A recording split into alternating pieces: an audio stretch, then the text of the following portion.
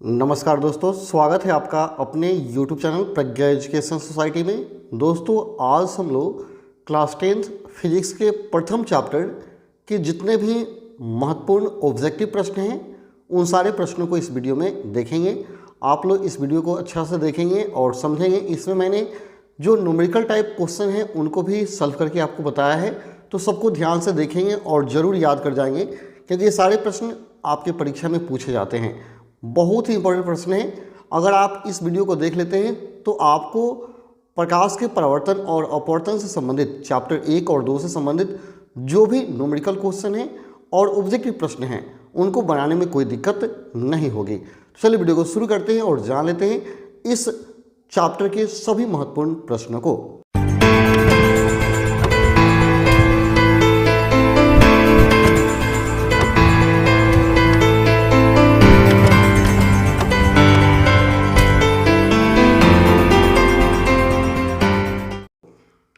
तो सबसे पहला प्रश्न है, प्रकाश की किरण गमन करती है। प्रकाश की किरण गमन करती है, आपको बताना है। ऑप्शन दिया गया है सीधी रेखा में, टेढ़ी रेखा में, किसी भी दिशा में या इनमें से कोई नहीं। तो आपको पता होगा कि प्रकाश की जो किरण है वो हमेशा सीधी रेखा में गमन करती है, जो कि ऑप्शन ए होगा। सीधी रेखा में स्ट्रेट लाइन गमन करती है प्रकाश की किरण। दूसरा है, प्रकाश का वेग न्यूनतम होता है। आपको उस माध्यम का नाम बताना है जिसमें प्रकाश का वेग न्यूनतम होता है, कम होता है। ऑप्शन दिया गया है निर्वात में, जल में, वायु में या कांच में। तो आपको पता होगा कि निर्वात में प्रकाश का वेग सबसे ज़्यादा होता है और कांच में सबसे कम होता है। कांच यानी शीशा में प्रकाश का वेग कम होता है, लेकिन निर्वात में सबसे ज़्यादा होता है। आप याद रखेंगे। तो इस प्रश्न का उत्तर हो जाएगा ऑप्शन नंबर डी, कांच में। अगला क्वेश्चन है, मोटर गाड़ी के चालक के सामने लगा रहता है, यानी मोटर गाड़ी के चालक के सामने क्या लगा होता है, कौन सा दर्पण लगा होता है, ये बताना है। ऑप्शन है समतल दर्पण, उत्तल दर्पण, अवतल दर्पण या उत्तल लेंस। तो आपका आंसर होगा कि समतल, हमेशा उत्तल दर्पण लगा होता है। ऑप्शन नंबर बी में दिया गया है। इसलिए उत्तल दर्पण लगाने का मुख्य रीज़न है क्योंकि इसका जो दृष्टि क्षेत्र होता है ना काफ़ी विस्तृत होता है और यह किसी वस्तु का काल्पनिक सीधा और छोटा प्रतिबिंब बनाता है, जो कि व्यक्ति को आसानी से दिखाई देता है। इसलिए उत्तल दर्पण साइड मिरर के रूप में लगाया जाता है। सभी मोटर कार या बस जो भी है उसके साइड मिरर में हम लोग उत्तल दर्पण लगाते हैं। क्वेश्चन में पूछता है कि उत्तल दर्पण का प्रयोग साइड मिरर के रूप में क्यों किया जाता है, याद रखिएगा। अगला क्वेश्चन है, मोटर कार के हेडलाइट में किसका प्रयोग होता है। अब हेडलाइट जो सामने वाला लाइट होता है उसमें कौन सा लगाते हैं। ऑप्शन है समतल दर्पण, उत्तल दर्पण, अवतल दर्पण या उत्तल लेंस। तो आप याद कर जाएंगे कि हेडलाइट में अवतल दर्पण और पार्श्व लाइट में उत्तल दर्पण। तो यहाँ कौन सा आंसर होगा, हेडलाइट की चर्चा किया तो अवतल दर्पण होगा। ऑप्शन सी आपका सही है। अगला, समतल दर्पण द्वारा बना प्रतिबिंब होता है, यानी समतल दर्पण के द्वारा कैसा प्रतिबिंब बनता है ये आपको बताना है। ऑप्शन है वास्तविक, काल्पनिक, दोनों या इनमें से कोई नहीं। समतल दर्पण के द्वारा कैसा प्रतिबिंब बनेगा, वास्तविक, काल्पनिक, दोनों या इनमें से कोई नहीं। तो आपको पता होगा कि समतल दर्पण से हमेशा वास्तविक और वस्तु के बराबर प्रतिबिंब बनता है। ऑप्शन गॉड, समतल दर्पण से हमेशा काल्पनिक प्रतिबिंब बनता है, याद रखेंगे।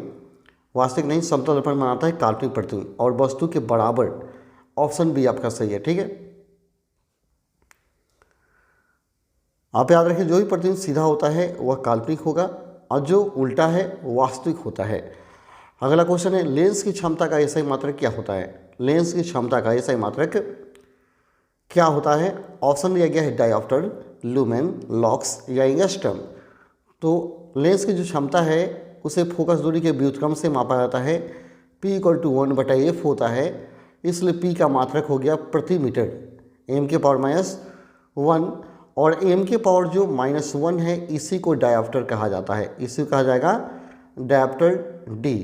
तो ऑप्शन कौन सही होगा, आपका ए सही हो जाएगा कि लेंस की क्षमता का मात्रक डायोप्टर होता है। आप ये भी याद रखेंगे, m⁻1 यानी प्रति मीटर भी याद रखेंगे, इसी को डायोप्टर कहा जाता है। अगला क्वेश्चन है, प्रकाश की किरण का पथ दर्शाने वाले चित्र को कहा जाता है? प्रकाश की किरणों का पथ दर्शाने वाले चित्र को क्या कहा जाता है?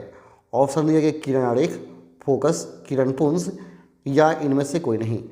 तो प्रकाश की किरणों का पथ जो दर्शाने वाला चित्र होता है उसको किरण आरेख कहा जाता है। जो भी आप दर्पण में, लेंस में फिगर बनाते हैं जिसमें किरणों को आप दर्शाते हैं, जैसे दर्पण हो गया अवतल दर्पण, तो इसे दर्शाते हैं, तो इस सबको किरण आरेख कहा जाता है, जो कि ऑप्शन ए में दिया गया है। और जहाँ तक फोकस का सवाल है तो ये तो दर्पण या लेंस में फोकस होता है। किरण पुंज प्रकाश रेखाएं का एक समूह है, जबकि किरण आरेख क्या है? चित्र को दर्शाने का एक तरीका है। अगला क्वेश्चन दिया गया है 2D क्षमता वाले लेंस का फोकसांतर क्या होगा? यदि किसी लेंस का क्षमता 2 डायोप्टर है तो उसका फोकस क्या होगा, ये आपसे पूछा गया है। तो आप याद रखें ए बराबर होता है 1/p, p पावर है। तो यहाँ आप क्या करेंगे, 1/2 रखेंगे तो ये मीटर में आ जाएगा, 1/2 मीटर होगा। एफ का जो मान होगा 1/2 मीटर, लेकिन यहाँ मीटर में ऑप्शन नहीं दिया गया, सी में दिया गया, तो 1/2 गुना क्या करेंगे 100 कर देंगे, ये कट जाएगा तो कितना आ जाएगा 50 सेंटीमीटर। यानी कौन सा ऑप्शन आपका सही होगा? ऑप्शन डी सही हो जाएगा। ठीक है, 2D क्षमता वाले लेंस का फोकसांतर 50 सेंटीमीटर होगा। अगला, किसी उत्तल लेंस का फोकसांतर 50 cm है तो उसकी क्षमता क्या होगी? फोकसांतर 50 सेंटीमीटर दिया गया है, उत्तल लेंस का है तो प्लस में होगा, तो उसका क्षमता बताना है। तो मैंने अभी बताया P बराबर 1/f, आप याद रखें P बराबर 1/f चाहे A बराबर 1/p। ठीक है, तो यहाँ क्षमता निकालना है, F का मान दिया गया है, तो हम क्या करेंगे P निकालेंगे, P = 1/f करेंगे, तो 1 क्या हो जाएगा 50। लेकिन हमेशा याद रहे यह जो 50 दिया गया है cm में दिया गया है, मीटर में मापा जाता है, तो हम क्या करेंगे 100 से गुना कर देंगे, तो 50 से 100 डिवाइड हो जाएगा, तो क्या होगा 2 बचेगा। यानी क्षमता आपका 2 डायोप्टर होगा, 2 डायोप्टर प्लस में। ठीक है, तो कौन ऑप्शन सही होगा? ऑप्शन आपका डी सही हो जाएगा। ठीक है, नेक्स्ट क्वेश्चन देख लेते हैं। अगला दिया प्रकाश के किरणों के समूह को क्या कहते हैं? ऑप्शन है प्रकाश स्रोत, किरण पुंज, प्रदीप्त, प्रकीर्णन।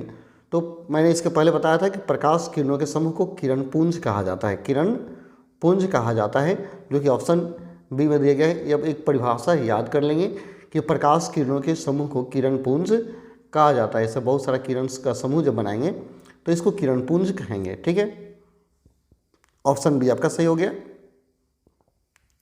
अगला देखते हैं, उत्तल लेंस की क्षमता होती है, यानी उत्तल लेंस की क्षमता क्या होगी? ऋणात्मक, धनात्मक, ए और बी दोनों, या इनमें से कोई नहीं। तो याद रहे उत्तल लेंस का क्षमता प्लस में होता है और अवतल लेंस का क्षमता माइनस में होता है। तो यहाँ उत्तल लेंस का क्षमता क्या होगा? धनात्मक। ऑप्शन कौन सही होगा? बी। तो उत्तल लेंस का प्लस में, अवतल का माइनस में। अगला, अवतल लेंस का क्षमता होता है ऑप्शन ऋणात्मक, धनात्मक, दोनों या कोई नहीं। तो अभी मैंने बताया क्या होगा? ऋणात्मक। अवतल लेंस का क्षमता होगा ऋणात्मक, जो कि ऑप्शन ए में दिया गया है।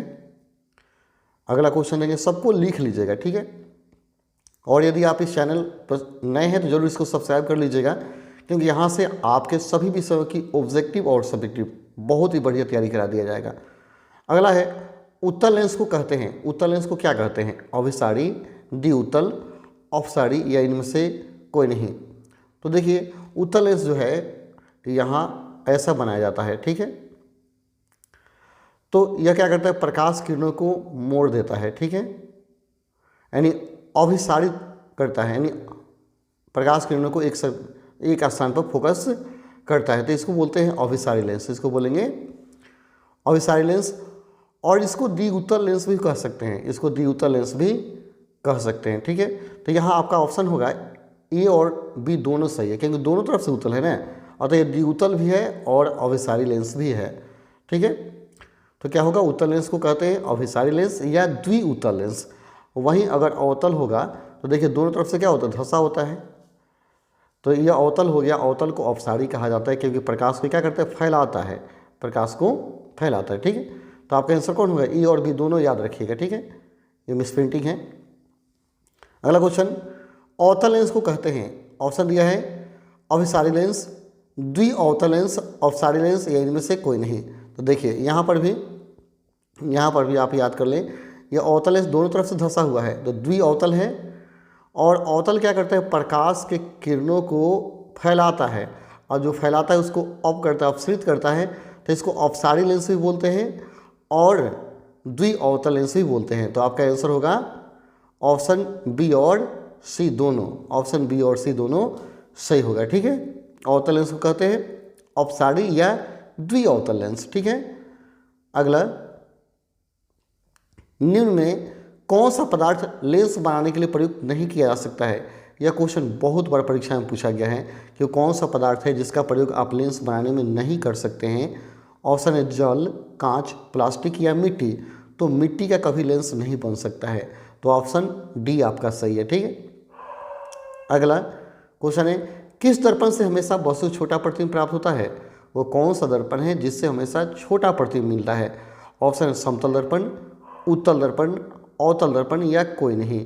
तो आपका आंसर होगा उत्तल दर्पण से हमेशा छोटा प्रतिबिंब बनता है, और आप समतल की चर्चा करें तो समतल से बराबर बनता है और अवतल से बड़ा भी बनता है, बड़ा छोटा सब बनता है अवतल से। ठीक है, तो हमेशा छोटा की चर्चा किया तो उत्तल दर्पण होगा, ऑप्शन बी आपका सही होगा।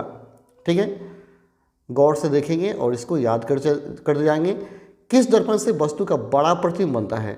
बड़ा की चर्चा करता है तो मैंने बताया किससे बनेगा, अवतल से छोटा बड़ा सब बनता है, और समतल से बराबर तथा उत्तल से छोटा। तो यहाँ आंसर कौन होगा, बी अवतल। अवतल से छोटा बनेगा, बड़ा बनेगा, बराबर बनेगा, सब प्रकार का बनता है। लेकिन वहीं उत्तल कहेगा तो छोटा हो जाएगा और समतल कहेगा तो बराबर हो जाएगा। तो यहाँ ऑप्शन आपका बी सही होगा। अगला क्वेश्चन दिया गया है प्रकाश के परावर्तन के कितने नियम हैं। प्रकाश के परावर्तन के कितने नियम हैं, तो आप पढ़े होंगे। यह क्वेश्चन दिया है प्रकाश के परावर्तन के कितने नियम हैं। प्रकाश के परावर्तन के कितने नियम हैं। यहाँ ऑप्शन दिया गया है 1, 2, 3 या 4। तो आपको पता होगा कि प्रकाश का परावर्तन का 2 नियम है और अपवर्तन का भी 2 नियम है। ठीक है, परावर्तन का है चाहे अपवर्तन का है, दोनों का 2 ही नियम होता है। ऑप्शन आपका कौन सही हो जाएगा, बी आपका सही हो जाएगा, ऑप्शन बी आपका सही है। ठीक है, नेक्स्ट क्वेश्चन देख लेते हैं हम लोग। अगला है जब प्रकाश की किरण हवा से कांच में प्रवेश करती है तो मुड़ जाती है। जब प्रकाश की किरण हवा से कांच में प्रवेश करती है तो वो किधर मुड़ती है, ये बताना है। अभिलंब से दूर, अभिलंब के निकट, अभिलंब के समानांतर या इनमें से कोई नहीं। तो यहाँ देखिए हवा से कांच में जा रहा है, यानी विरल माध्यम से सघन माध्यम में जाता है। और आप पढ़े होंगे जब प्रकाश की किरण विरल से सघन में माध्यम में जाता है तो अभिलंब के निकट जाता है, अभिलंब के निकट। ऑप्शन कौन होगा सही, बी आपका सही होगा। ठीक है, अगला क्वेश्चन है फोटोग्राफी कैमरा का अभिदृश्यक होता है। फोटोग्राफी कैमरा का अभिदृश्यक कैसा होता है। ऑप्शन है उत्तल लेंस, अवतल लेंस, उत्तल दर्पण या अवतल दर्पण। तो यहाँ फोटोग्राफी कैमरा में, तो याद रखें फोटोग्राफी कैमरा जो है उसमें हमेशा उत्तल लेंस लगा होता है, उत्तल लेंस लगा होता है। और फोटोग्राफी कैमरा और मनुष्य का आँख दोनों में आप याद रखेंगे उत्तल लेंस लगा होता है। तो कौन आंसर होगा, ऑप्शन नंबर ए सही होगा, उत्तल लेंस। अगला साइड मिरर के रूप में प्रयुक्त किया जाता है। साइड मिरर के रूप में किसका उपयोग करते हैं, अवतल दर्पण, उत्तल दर्पण, उत्तल लेंस या प्रिज्म। तो साइड मिरर में हमेशा उत्तल दर्पण लगता है। ठीक है, और हेडलाइट में अवतल दर्पण लगता है, और उत्तल लेंस आँख में लगा होता है, या आपका जो दूरबीन है उसमें भी आँख में लगा होगा, और प्लस एक और कैमरा में लगा होता है। और प्रिज्म तो प्रकाश का वर्ण विक्षेपण करता है। तो फिर से याद कर जाइए, साइड में कौन लगेगा, उत्तल दर्पण, याद रहेगा, करेक्ट। नेक्स्ट, एक अवतल दर्पण की फोकस दूरी 10 cm है तो उसकी वक्रता त्रिज्या क्या होगी। फोकस दूरी 10 सेंटीमीटर दिया गया है, तो पूछा जा रहा है कि वक्रता त्रिज्या r का वैल्यू क्या होगा। तो याद रहे किसी भी दर्पण के लिए r का जो मान होता है फोकस दूरी का दुगना होता है, r बराबर होता है 2f, r बराबर 2f। यहाँ f का वैल्यू क्या दिया है, 10 दिया है, तो दुगुना 10 करेंगे तो 20 सेंटीमीटर हो जाएगा। तो कौन आंसर होगा आपका, बी होगा, आपका आंसर हो जाएगा बी। अगला, निर्गत किरण और अभिलंब के बीच के कोण को क्या कहते हैं। निर्गत किरण और अभिलंब के बीच के कोण को क्या कहते हैं। ऑप्शन है आपतन कोण, परावर्तन कोण, निर्गत कोण या इनमें से कोई नहीं। तो यहाँ आंसर होगा निर्गत कोण, क्योंकि यह निर्गत किरण की चर्चा किया है इसलिए निर्गत कोण ही हम मारेंगे। ठीक है, ऑप्शन सी आपका सही होगा। नेक्स्ट, सरल सूक्ष्मदर्शी में किसका उपयोग होता है। सरल सूक्ष्मदर्शी में किसका प्रयोग होता है। आप देखोगे ज्योमेट्री बॉक्स में ऐसा सूक्ष्मदर्शी दिया होता है, ठीक है, इसे पकड़ने के लिए हैंडल बना होता है। तो इसमें कौन सा लेंस लगा होता है ये आपको बताना है। तो याद रहे सरल संरचना में हमेशा क्या होता है, उत्तल लेंस लगा होता है, उत्तल लेंस लगा होता है। ऑप्शन तो दिया गया अवतल दर्पण, उत्तल दर्पण, अवतल लेंस, उत्तल लेंस। तो आपका आंसर होगा उत्तल लेंस, ऑप्शन डी आपका सही होगा। ठीक है, नेक्स्ट क्वेश्चन है किस लेंस के द्वारा सिर्फ काल्पनिक प्रतिबिंब बनता है, वह कौन सा लेंस है जो सिर्फ काल्पनिक प्रतिबिंब बनाता है।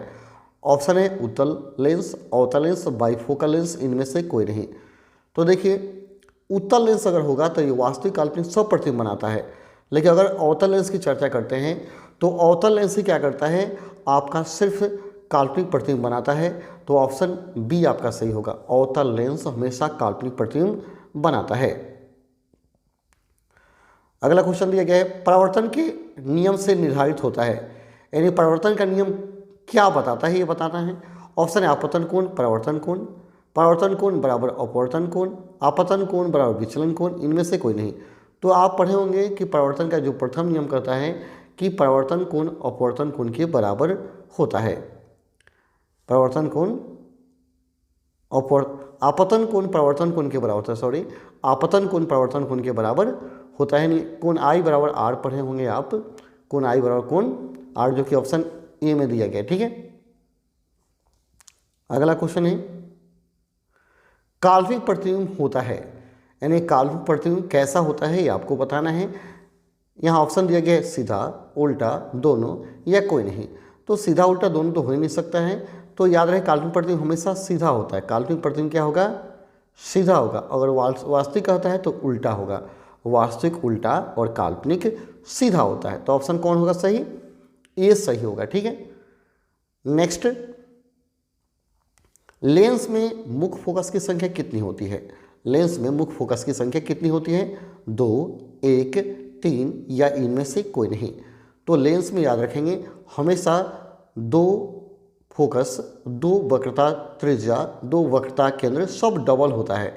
केवल प्रकाशीय केंद्र एक होता है, पी जो होता है एक होता है। लेंस में सब कुछ डबल और दर्पण में सब कुछ सिंगल होता है। ठीक है, तो कौन आंसर होगा, ये होगा। अब ध्यान सुनेंगे तो बहुत सारे क्वेश्चन आपके क्लियर हो जाएंगे। सर्च लाइट का परावर्तक सतह होता है, सर्च लाइट का परावर्तक सतह कैसा होता है, उत्तल, अवतल, समतल या कोई नहीं। तो याद रखेंगे कि सर्च लाइट जो होता है उसका परावर्तक सतह हमेशा अवतल होता है। ऑप्शन बी आपका सही है, काफ़ी इंपॉर्टेंट प्रश्न है। अगला, दाढ़ी बनाने में कौन सा दर्पण प्रयोग होता है, दाढ़ी बनाने में कौन सा दर्पण प्रयोग होता है, समतल, अवतल, उत्तल या कोई नहीं। तो याद रहे जो हजामती दर्पण है वह अवतल दर्पण है, क्योंकि अवतल दर्पण किसी वस्तु का हमेशा मोटा और बड़ा प्रतिबिंब बनाता है। ठीक है, यहाँ तो इसी सिद्धांत के आधार पर अवतल दर्पण का प्रयोग हम लोग करते हैं हजामती दर्पण के रूप में, क्योंकि ये बालों का मोटा मोटा प्रतिबिंब बनाता है। ऑप्शन सी सही होगा। अगला क्वेश्चन है एक उत्तल लेंस की क्षमता 1 डायोप्टर है, तो लेंस की फोकस दूरी क्या होगी। ऐसा क्वेश्चन पहले भी हम लोग सॉल्व किए हैं। ए बराबर मैंने बताया था 1 बटा क्या होता है, पी। ठीक है, तो 1 बटा 1 करेंगे, पी का मान या क्षमता को पी से डिनोट करते हैं। तो पी 1 दिया तो 1 बटा 1 यानी 1 मीटर आ जाएगा। 1 मीटर इज इक्वल टू क्या होता है, 100 सेंटीमीटर। तो क्या होगा, प्लस 100 सेंटीमीटर होगा, क्योंकि उत्तल लेंस रहेगा तो प्लस में, अवतल लेंस रहेगा तो माइनस में। तो प्लस 100 सेंटीमीटर होगा, ऑप्शन सी आपका सही होगा। ठीक है, अगला क्वेश्चन देखते हैं। किसी गोलीय दर्पण तथा किसी पतले गोलीय लेंस दोनों की फोकस दूरी -15 cm है। तो दर्पण तथा लेंस संभवतः है, यहाँ दिखा रहा है कि माइनस में है फोकस दूरी। ठीक है, अब देखिए अगर माइनस में फोकस दूरी है और लेंस की चर्चा करता है तो अवतल लेंस होगा, और दर्पण की चर्चा अगर करता है, अगर दर्पण की चर्चा करता है तो दर्पण भी क्या हो जाएगा आपका, अवतल ही होगा। ठीक है, क्योंकि अवतल लेंस और दर्पण दोनों का फोकस दूरी माइनस में होता है। तो ऑप्शन ए आपका सही होगा। ठीक है, ऑप्शन ए सही है। अगला, प्रकाश के अपवर्तन के कितने नियम हैं, 1, 2, 3 या 4। तो मैंने आपको बताया था कि अपवर्तन का है या परावर्तन का है, दोनों का नियम 2 ही होता है। ठीक है, प्रकाश के अपवर्तन का भी 2 नियम है और परावर्तन का भी 2 नियम है। ठीक है, अगला क्वेश्चन देखते हैं। किसी माध्यम के अपवर्तनांक का मान होता है, अपवर्तनांक म्यू का मान क्या होता है, स्नेल का नियम आप पढ़े होंगे, तो होता है साइन आई बटा साइन आर। इसको याद कर जाएंगे, इसे स्नेल का नियम कहा जाता है। म्यू बराबर साइन आई बटा साइन आर। फिर से मैं बता दूं क्या होगा, म्यू बराबर साइन आई बटा साइन आर। म्यू को अपर्णांक बोलते हैं, यह स्नेल का नियम है, ठीक है। तो कौन सही होगा देख लेंगे, साइन आई बटा साइन आर कौन है, ऑप्शन ए में ही दिया गया है, ठीक है, ये सही हो गया। अगला क्वेश्चन देखते हैं, एक उत्तल लेंस होता है, एक उत्तल लेंस कैसा होता है, तो देखिए उत्तल लेंस ऐसे बनाते हैं हम लोग, ठीक है, और अवतल कहेगा तो ऐसे बनाएंगे, यह उत्तल हो गया, ठीक है, और यह हो गया आपका अवतल, ठीक है। तो देखिए उत्तल लेंस क्या होता है, सभी जगह समान मोटाई का नहीं, बीच की अपेक्षा किनारों पर मोटा, नहीं किनारों की अपेक्षा बीच में मोटा, तो यही होगा सी ऑप्शन। देख लीजिए ऐसे हो गया, किनारों की अपेक्षा क्या बीच में मोटा है, तो ऑप्शन सी आपका सही हो जाएगा, ठीक। नेक्स्ट क्वेश्चन देख लेते हैं।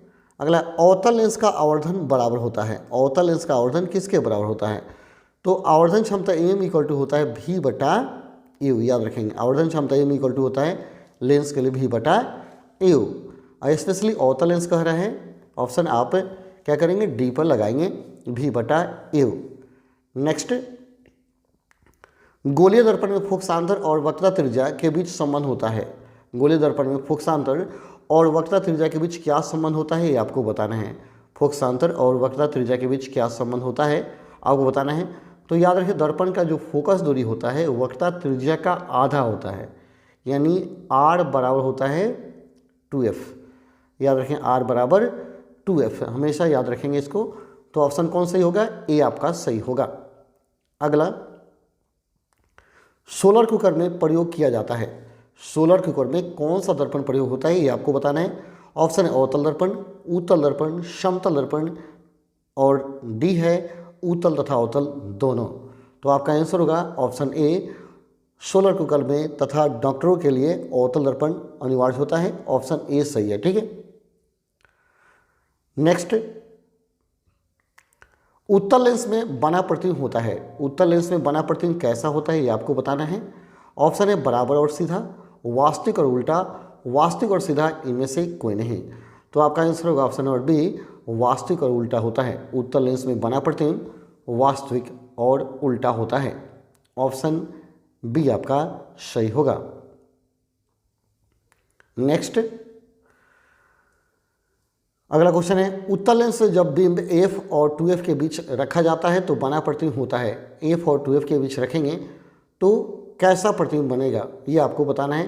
तो एफ और 2f के बीच जब रखा जाएगा तो यह प्रतिबिंब जो होगा बड़ा और वास्तविक होगा, बड़ा भी बनेगा और वास्तविक भी बनेगा। तो ऑप्शन कौन सही होगा आपका, ए सही होगा, ऑप्शन नंबर ए आपका सही होगा, बड़ा तथा वास्तविक है,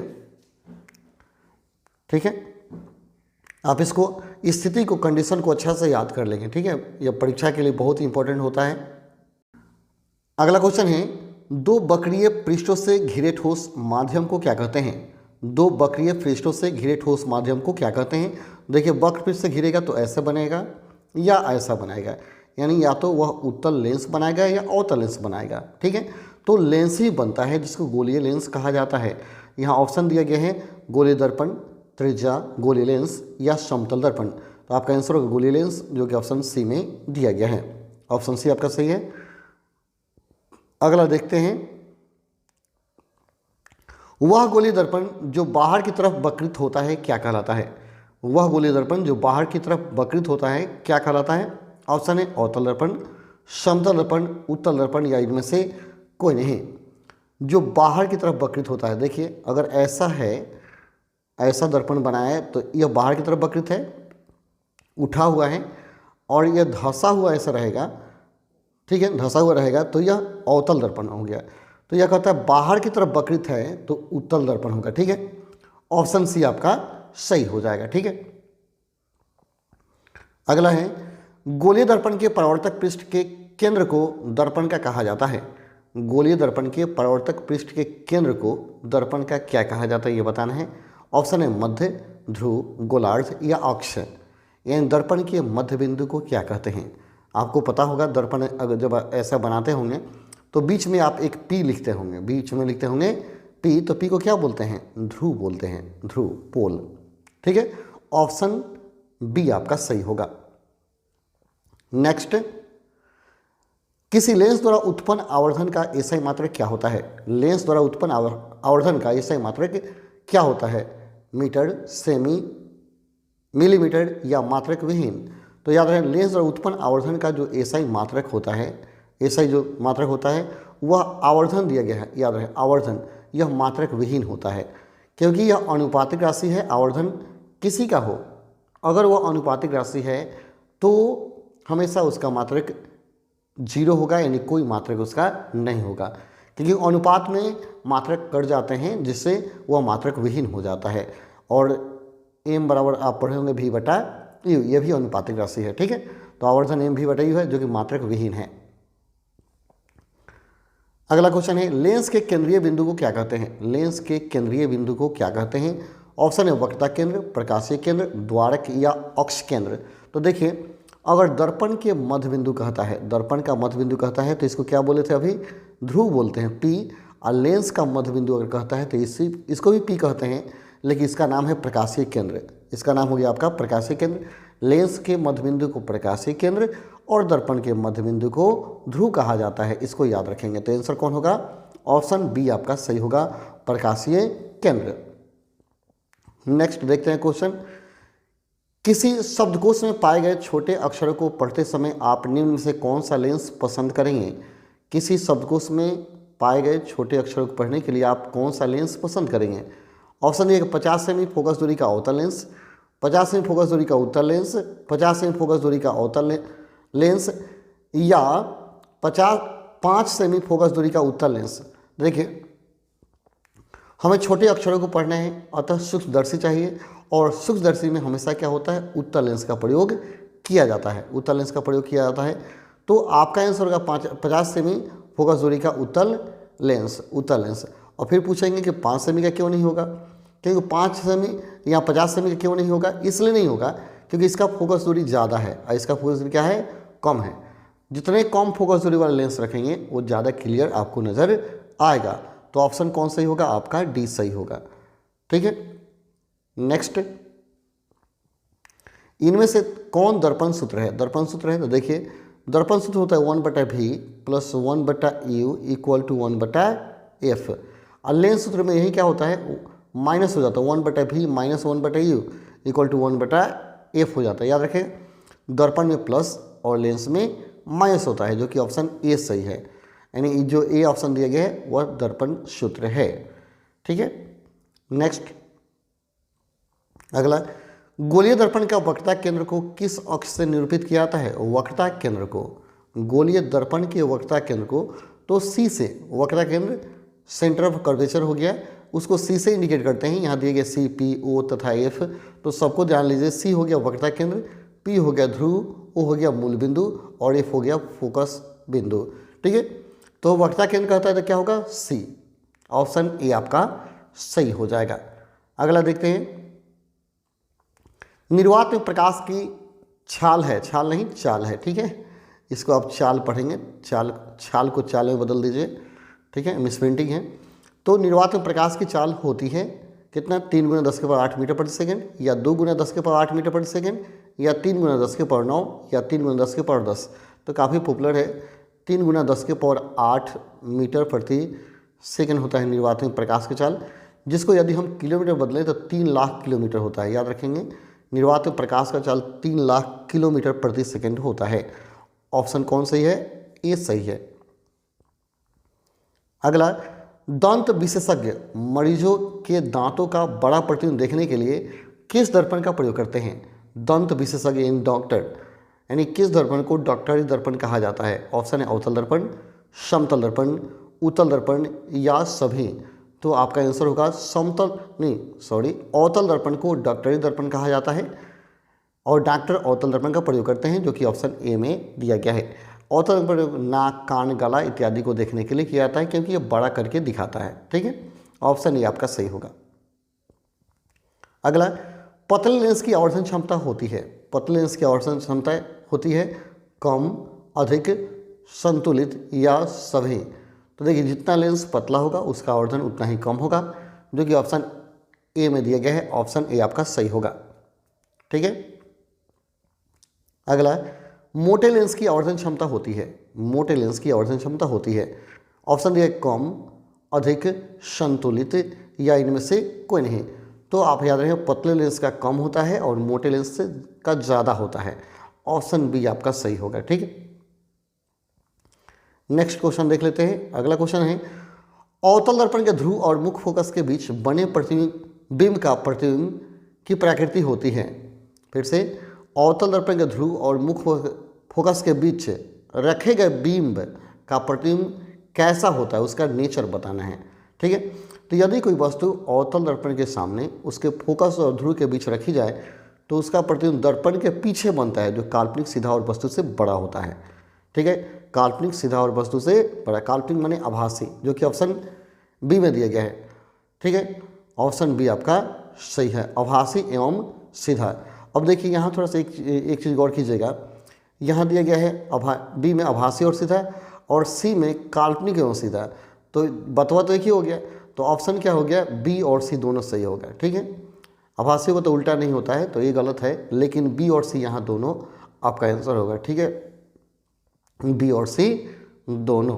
ठीक, नेक्स्ट, उत्तल लेंस का प्रकाशिक केंद्र और मुख्य फोकस के बीच रखे बीम का प्रतिबिंब की प्रकृति। अब यहाँ कहता है उत्तल लेंस के सामने कोई वस्तु प्रकाशीय केंद्र और मुख्य फोकस के बीच रखी जाती है, तो उत्तल लेंस के सामने भी यदि कोई वस्तु उसके प्रकाशीय केंद्र और मुख्य फोकस के बीच रखी जाए तो उसका प्रतिबिंब काल्पनिक सीधा और बड़ा बनता है, काल्पनिक सीधा और बड़ा। तो यहाँ पर भी देखिए ऑप्शन नंबर बी और सी दोनों सही है। ठीक है, यहाँ पर भी ऑप्शन बी और सी दोनों सही, क्योंकि आभासी को ही काल्पनिक कहा जाता है। ठीक है, तो ऑप्शन बी और सी दोनों सही होगा। ठीक,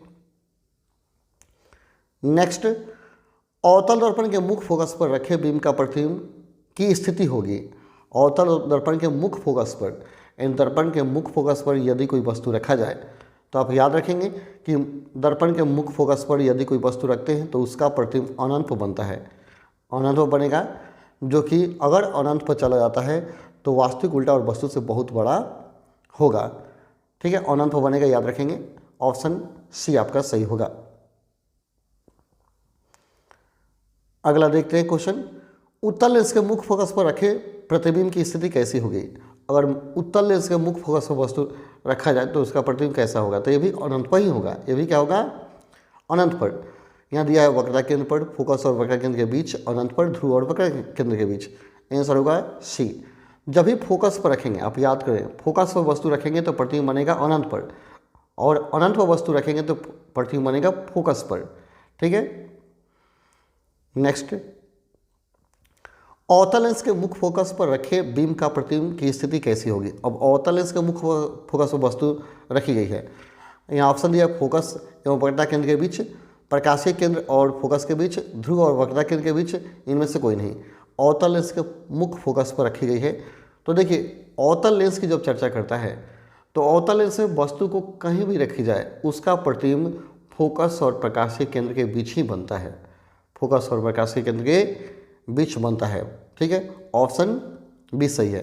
फिर से याद करें, अवतल लेंस के सामने वस्तु कहीं रखी जाए तो प्रतिबिंब फोकस और प्रकाशीय केंद्र के बीच बनेगा। ऑप्शन बी आपका सही होगा। ठीक, कुछ बातों को हमेशा याद रखेंगे। अगर अवतल लेंस के सामने अनंत पर रखे बीम का प्रतिबिंब की स्थिति होती है, और कहता है अवतल लेंस के सामने अनंत पर, अगर अनंत पर कोई वस्तु रखी जाए अवतल लेंस के सामने तो उसका जो प्रतिबिंब की स्थिति होगी, जो प्रतिबिंब की स्थिति होगी वो फोकस पर बनेगी। ठीक है, फोकस पर, अनंत पर वस्तु हो तो प्रतिबिंब फोकस पर चला आता है। ऑप्शन बी आपका सही होगा। अगला, अवतल दर्पण के सामने अनंत पर रखे बीम का प्रतिबिंब की स्थिति क्या है।